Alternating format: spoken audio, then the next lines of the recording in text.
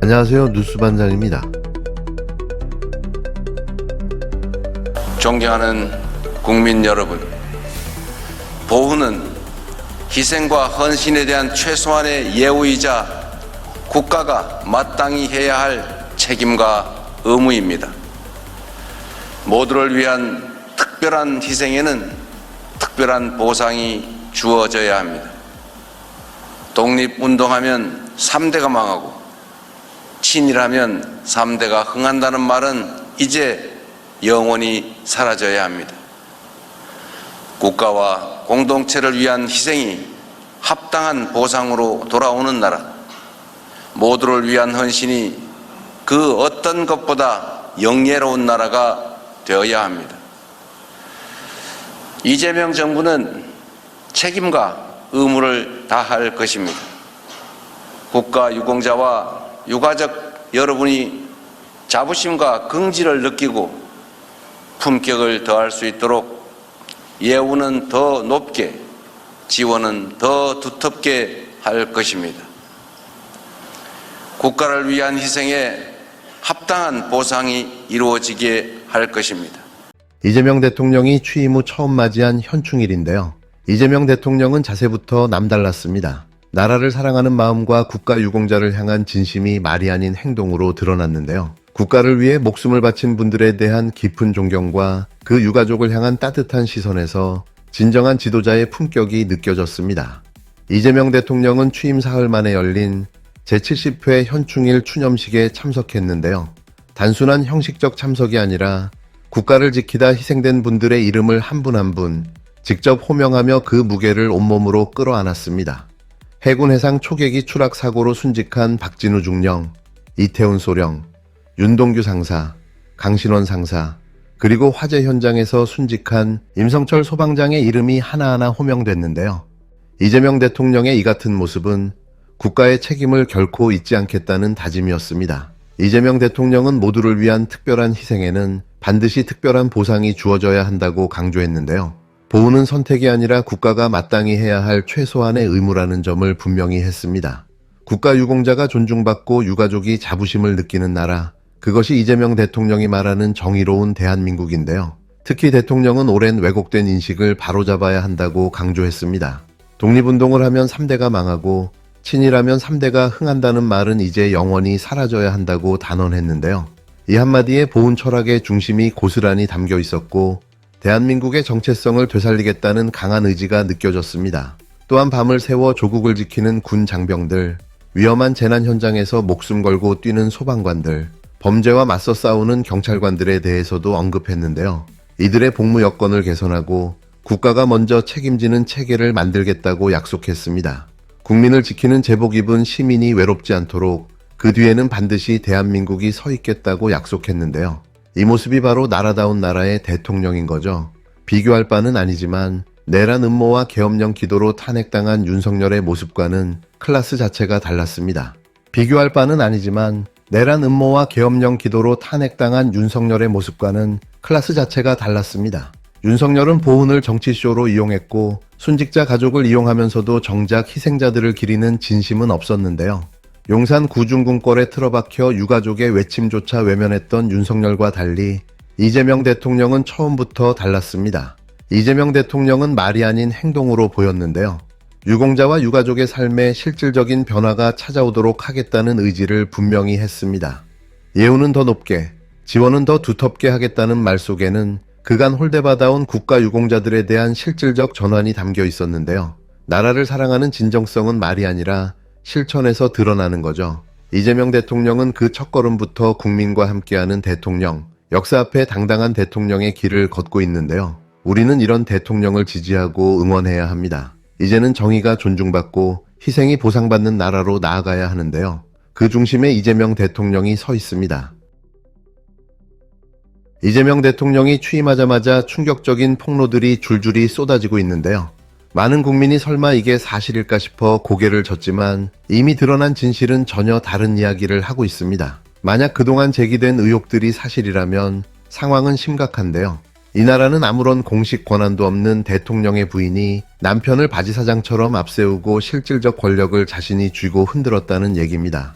급기야는 스스로 그 권력을 이어받아 진짜 대한민국을 통치하려 했다는 의혹까지 나오고 있는데요. 정말 믿기 힘든 이야기입니다. 과연 이런 일이 어떻게 가능했나? 모두가 되묻게 되는 현실인 거죠. 지금 대한민국은 또 한 번 요동치고 있는데요. 이번에는 힐건이 프로젝트라는 충격적인 계획이 수면 위로 떠올랐기 때문입니다. 윤석열의 부인 김건희를 차기 대통령 후보로 만들기 위한 전략 문서가 실제 존재했다는 주장이 제기됐는데요. 단순한 소문이나 상상이 아니라 기획안 형태의 문서로 남아있었다는 보도까지 나왔습니다. 이게 사실이라면 절대 가벼운 문제가 아닌데요. 헌법을 무시하고 민주주의를 농락한 중대한 국정농단입니다. 선출되지 않은 사인이 권력을 사유화하고 나아가 대통령직을 사적으로 세습하려 했다는 의혹이 사실로 드러난다면 이는 명백한 헌정 파괴입니다. 이런 상황에서 우리가 돌아봐야 할 질문은 명확한데요. 그동안 대한민국은 과연 누가 통치해 왔는지, 윤석열의 이름으로 행해진 국정 운영이 실제로는 누구의 뜻이었는지 되묻게 됩니다. 이제 진실을 밝히고 책임을 묻는 일만 남았는데요. 국정농단이 다시는 반복되지 않도록 철저한 수사와 단호한 조치가 반드시 필요합니다. 뭐 세자책봉도 안 한 것 같긴 해요. 거의 공공전에 오진 못해. 비대위원장 보내면서 쿠데타 일으켜가지고 본인이 장기 집권하려고 그랬는데 무슨 후계부도에 대해서 아 그런 거예요? 그랬잖아. 본인이 계엄 선포해가지고 장기 집권하려고 그랬던 건데. 아, 세자가 없구나. 후계가 어딨어. 아 그럼 진짜 그렇게 보시는 거예요? 아마 후계를 생각했다면 김건희였을 거예요. 힐건이 프로젝트. 힐건이 프로젝트. 아 진짜 있었어 그런 게? 힐러리 김건희 프로젝트. 아 그거 잠깐 그거 장타자 혼자 웃으려고 하는 거야 진짜 있었다고. 진지하게 검토했다니까요. 통실에서. 아 정말? 아이 그럼요. 그런 보고서를 쓴 사람이 있대요. 예. 아이 진짜라니까. 있대요. 진짜? 예, 있대요. 힐건이 프로젝트라고 그래가지고 예. 윤석열 대통령 다음에는 김건희 여사를 정치시켜서 대선 후계자로 삼자라고. 아니 사실상 그 비상겸해서 예. 만약에 성공을 해요. 그러면 본인 마음대로 할 수 있잖아요. 예. 그러면은 본인 배우자 본인이 총리 같다 대통령 같다 총리 같다 마음대로 시켜줘. 푸틴이야? 너 했다 대통령도 했다가 뭐 본인 친한 장모도 예. 아니, 친하진 않을 수 친한 있지만, 장모? 자기 예. 본인 장모도 어디 뭐 공지에 갖다 놓을 수 있고 예. 그때는 그런 거를 상상할 수 있죠. 그래서 그 당시에 얘기했던 거나 언론에 나왔던 것들이 저는 실현 불가능한 거라고 생각하지는 않아요. 뭐 그만한 사고력을 가진 분들이에요. 그분들이. 힐건이는 이제 정체적으로 어떻게 하겠다는 아니 계획도 힐건이 얘기는 아니, 지나간 얘기잖아. 그래가지고 마포대교 나가서 이제 그때부터 그거, 시작된 거예요. 그거. 이제. 아, 그게 힐건이 프로젝트 시작이야. 시작 마포대교 막아놓고 이제 자 손가락 지시하고 하면서 그게 보세요. 자살 예방의 날이야. 그렇죠? 거기 가서 이거 의미가 있잖아요. 그래도 마포대교 많이. 그러니까 거기서 딱 이게 사진도 시작이라고. 예, 굉장히 그렇게 찍은 거잖아요. 그냥 간 게 아니라고. 그래. 그다음에 해외순만 가서도 이렇게 대통령 윤석열 원고를 막 이렇게 검토하고 막 손 지시하고 그러잖아요. 저 뛰어가. 뭐 이렇게 하고 이러면 대통령 나가라고 나가 이러면 막 등 떠밀고 이런 게 다 그런 어떤 큰 빅피처가 기가 있어서 막히구나. 하는 거죠. 예. 알겠습니다. 해당 의혹은 SBS 김태현의 정치쇼에 출연한 보수 패널 장성철과 윤희석의 발언에서 비롯된 건데요. 대통령실 내부에서 김건희를 윤석열의 후계자로 만들자는 논의가 진지하게 이루어졌고 그것이 힐건희 프로젝트라는 이름으로 문서화됐다는 주장입니다. 이건 단순한 상상이나 아이디어 차원이 아니라 구체적인 기획이 있었다는 의미인데요. 대통령실 내부에서 이런 보고서가 오갔다면 이미 권력 사유화가 본격적으로 시작됐다는 방증입니다. 더구나 힐건이라는 이름은 힐러리 클린턴을 모델로 했다는 점에서 경악스러운 대목인데요. 김건희가 대선 후보로 나설 수 있도록 용산이 직접 시나리오를 만들고 있었다는 의미입니다. 그냥 웃고 넘길 문제가 아니라 실체를 반드시 밝혀야 할 중대 사안인 거죠. 사실 이런 정황은 처음이 아닌데요. 2023년 당시 노상원 전 정보사령관의 수첩에서도 장기 집권 후계자 김건희라는 메모가 발견된 바 있습니다. 당시에도 많은 이들이 충격을 받았지만 지금의 힐건희 프로젝트 폭로로 모든 퍼즐이 맞춰지고 있습니다. 윤석열이 2024년 12월 3일 계엄령을 선포하려 했던 정황까지 감안하면 단순한 구상을 넘어 실제 실행을 준비하고 있었다는 의혹으로 확장되는데요. 이런 시나리오가 사실이라면 윤석열과 김건희는 대한민국 민주주의를 통째로 농락한 겁니다. 정권을 사적으로 연장하기 위한 작업을 대통령실이 주도했다면 이건 단순한 정치 공작이 아니라 국기문란이고 내란 음모인데요. 박근혜 시절 최순실 국정농단과는 비교할 수 없는 수준인 거죠. 김건희를 둘러싼 각종 의혹들도 다시 소환되고 있는 상황인데요. 도이치모터스 주가 조작, 건진법사와 통일교 커넥션, 캄보디아 개발 사업과 히림건설 의혹까지 국고유용과 국정농단 정황이 산더미처럼 쌓여 있습니다. 이런 인물이 대통령 부인을 넘어서 차기 대선 후보로 거론된다는 것 자체가 국민을 우롱하는 일인데요. 이건 민주주의의 부정이고 헌법 질서에 대한 중대한 도전입니다. 결국 계엄령 선포를 통한 내란 사태는 김건희 대통령 만들기가 그 이유였던 거죠. 헌법은 국민이 주권을 행사해 대통령을 직접 선출하게 돼 있는 구조인데요.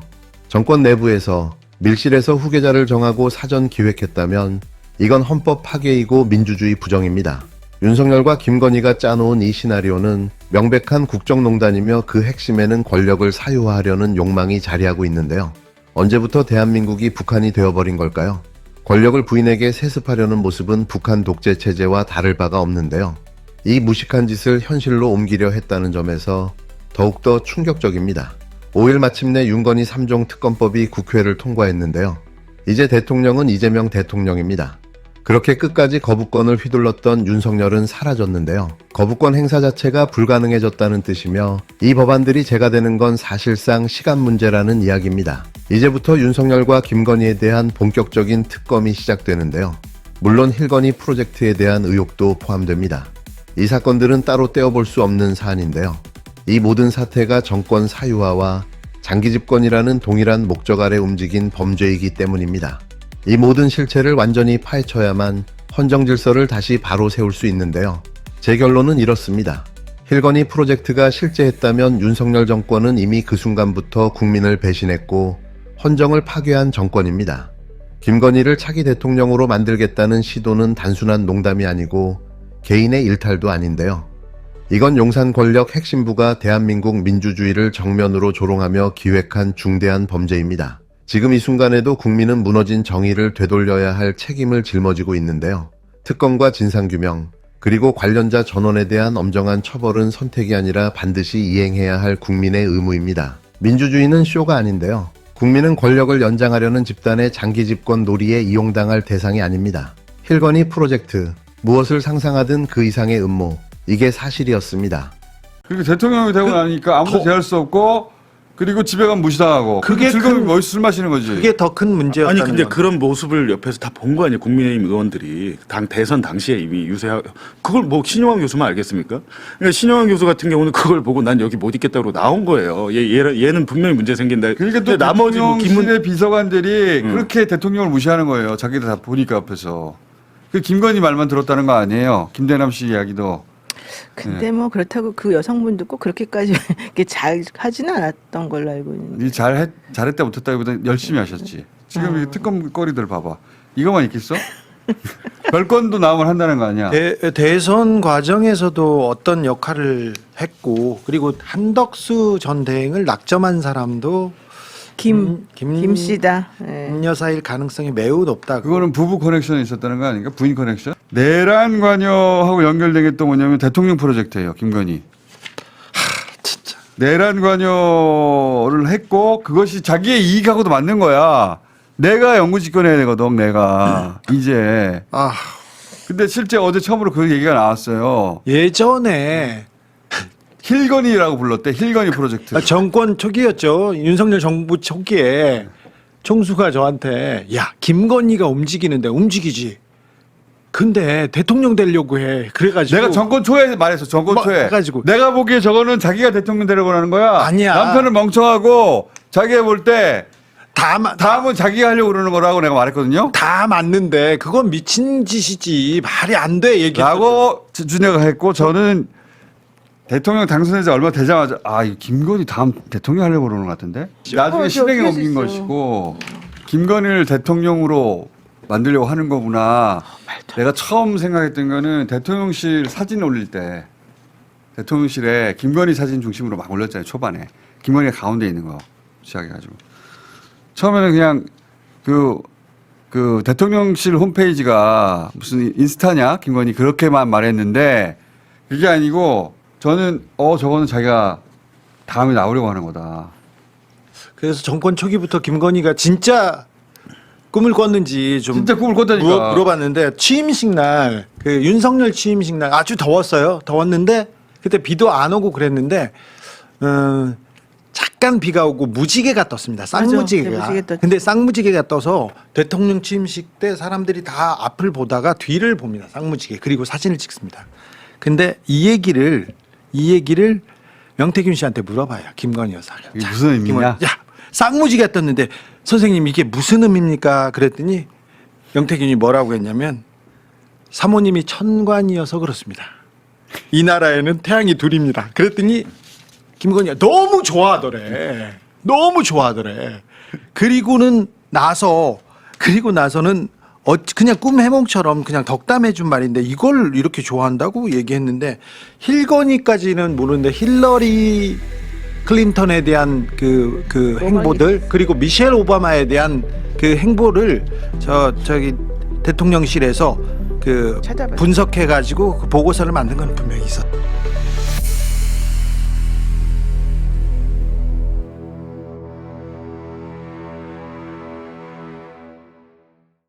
네, 청취자 여러분, 오늘 저희가 살펴볼 자료들, 이게 참 흥미로운데요. 한국 정치에 좀 상반된 두 가지 흐름을 깊이 들여다보려고 합니다.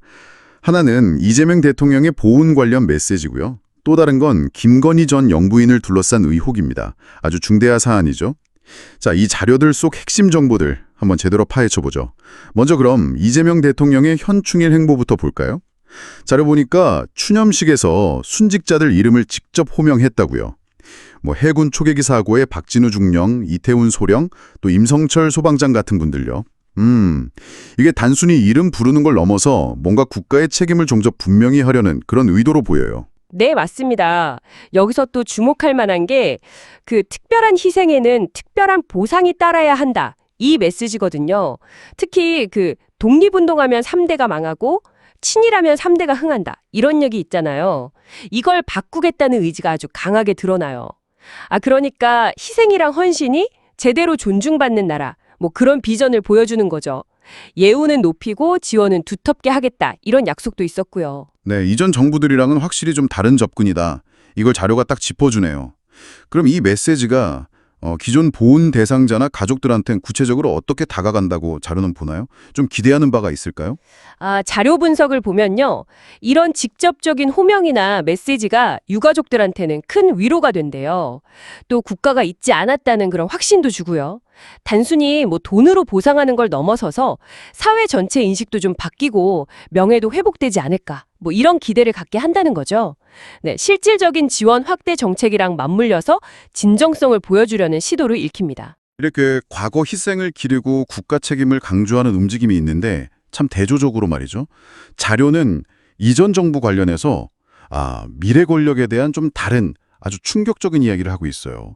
바로 힐건이 프로젝트 의혹인데요. 이거 이름부터가 좀 그렇죠. 네, 그 이른바 힐건이 프로젝트라는 게요. 김건희 씨를 차기 대통령으로 만들려는 계획이 아예 문서로 있었다. 이런 주장이에요. 이름은 아마 그 미국의 힐러리 클린턴하고 김건희 씨 이름을 합친 것 같고요. 이게 만약 사실이라면 자료에선 이걸 아주 심각한 국정농단, 헌정질서 파괴 시도 이렇게 보고 있어요. 그냥 떠도는 소문 정도가 아니라 대통령실 내부에서 구체적인 기획안으로 논의됐을 수 있다. 심지어 계엄령 시도 의혹이랑 연결될 수도 있다고요. 진짜 충격인데요. 그럼 자료에서는 이 의혹의 실체에 대해서 어떤 근거 같은 걸 제시하고 있나요? 자료가 몇 가지 정황을 들고는 있습니다. 예를 들어서 윤석열 전 대통령 취임식 때 쌍무지개 떴을 때요. 김건희 씨가 이걸 천관, 그러니까 하늘이 내린 좋은 징조다, 이렇게 해석하면서 기뻐했다는 그런 이야기도 있고요. 또 해외 순방 중에 대통령 연설문 검토하는 듯한 그런 모습이 포착됐다는 점도 언급하고요. 심지어 힐러리 클린턴이나 미셸 오바마 같은 사람들 정치 행보 분석한 보고서가 그 대통령실에서 작성됐다는 주장도 있어요. 이런 게 다 따로따로가 아니라 어떤 큰 그림의 일부 아니냐, 이런 시각인 거죠. 이게 근데 전 정권만의 문제라고 치부하기엔 좀 청취자 여러분께도 중요한 이유가 있을 것 같아요. 그렇죠? 우리 사회 전체에 던지는 질문 같은데요. 맞습니다. 자료는 이걸 딱 권력 사휴화 문제, 그리고 민주주의 기본 원칙이 훼손될 수 있다, 이렇게 보고 있어요. 선출되지 않은 사람이 국가 최고 권력을 막 자기 것처럼 쓰고 더 나아가서 다음 대통령 자리까지 노린다. 이건 북한 권력 세습이랑 뭐가 다르냐, 이런 아주 날선 비판까지 나와요. 네, 자료의 핵심 주장은 이게 사실이면 명백한 헌정 파괴 행위라는 거고요. 이재명 정부 들어서고 발련 특검법, 자료에선 윤건희 종합특검법이라고 하던데 이게 통과됐으니까 철저한 진상규명이 시급하다. 이걸 강조하는 거죠. 네, 오늘 저희가 본 자료들 참 상반된 내용을 다뤘네요. 이재명 대통령이 보훈에 대한 새로운 접근 방식하고요. 또 김건희 씨를 둘러싼 그 힐건희 프로젝트라는 엄청난 의혹. 하나는 과거의 희생을 기리는 방식의 변화. 또 다른 하나는 미래 권력을 둘러싼 의혹인데 이게 우리한테 뭘 시사하는 걸까요? 자료들을 쭉 종합해 보면요. 결국 국가 권력이란 뭐고 또 어떻게 써야 하는가. 이 근본적인 질문으로 돌아가는 것 같아요. 만약에 힐건희 프로젝트 의혹이 사실로 드러난다면 이건 우리 민주주의 시스템에 대한 아주 중대한 도전이고 신뢰의 위기겠죠. 그래서 자료의 결론은 아주 분명합니다. 특검 같은 걸로 진실을 밝혀야 하고 만약 책임질 일이 있다면 엄중히 물어야 한다. 이거죠. 네, 그래야만 훼손된 헌정 질서를 바로 세울 수 있다는 겁니다. 오늘 저희 분석이 그 국가 운영이나 리더십, 또 권력의 본질 이런 거에 대해서 다시 한번 좀 고민해보는 계기가 됐으면 합니다. 만약에요, 정말 민주적 통제를 벗어난 어떤 개인적인 야심이 국가 시스템을 움직이려고 했다면 시민으로서 우리는 뭘 깨닫고 또 뭘 요구해야 할까요? 한 번쯤 깊이 생각해 보시면 좋겠습니다.